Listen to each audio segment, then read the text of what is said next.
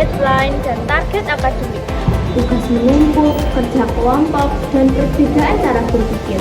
Kadang tanpa sadar memicu emosi kita.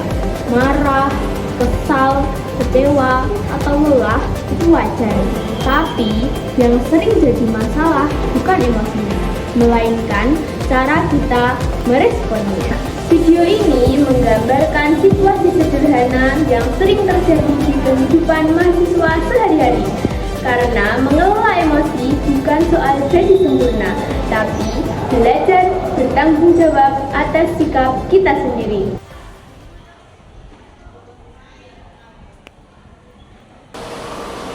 Proyek akhir ini poinnya besar. Kerja kelompok, presentasi, dan yang terakhir membuat laporan tertulis. Lagi-lagi kerja kelompok. Tenang, kan waktunya masih lama. Nah, justru itu. Nanti kalau kita santai-santai malah kita itu nanti keteteran tahu. Saya harap semua bisa menjaga sikap dan saling kerjasama.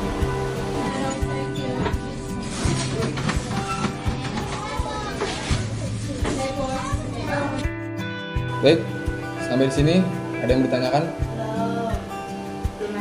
Kalau tidak ada, mungkin saya akhiri pertemuan kita sampai di sini. Assalamualaikum warahmatullahi wabarakatuh. Waalaikumsalam warahmatullahi wabarakatuh.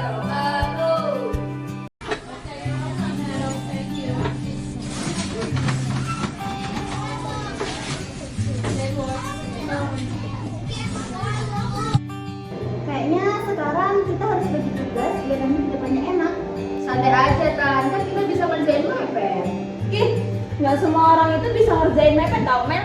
Kamu itu kalau hidup nggak usah tegang, nggak usah serius, biasa aja. Ini itu bukan soal tegang, tapi tanggung jawab kita tahu. Udah, kok kalian malah ribet sih? Karena aku tuh capek kan selalu ngingetin hal sama berulang kali sama kalian. Jujur ya kan, kalau dengerin kamu ngomong kan bikin kita malas belajar tau gak? Jadi ini salah aku. Ini tuh sebenarnya bukan tentang siapa yang benar atau yang salah. Terus kayaknya tuh cuman karena aku aja ekspresi emosi itu kurang tepat. Yaudah deh kalau gitu aku pulang dulu ya. Hati-hati. Iya.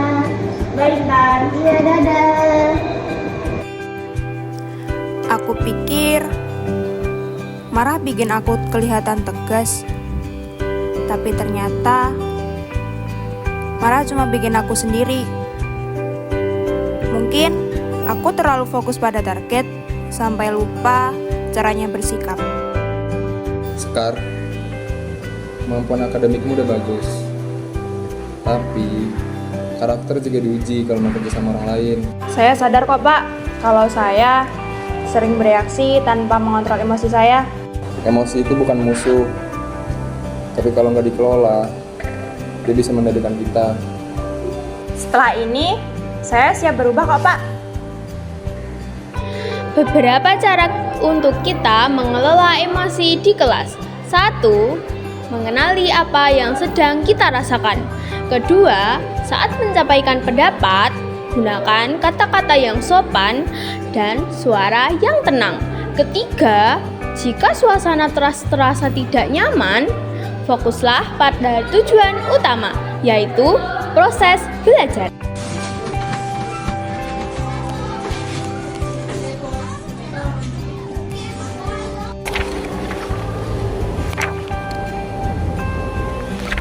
Teman-teman, aku mau minta maaf ya soal kemarin.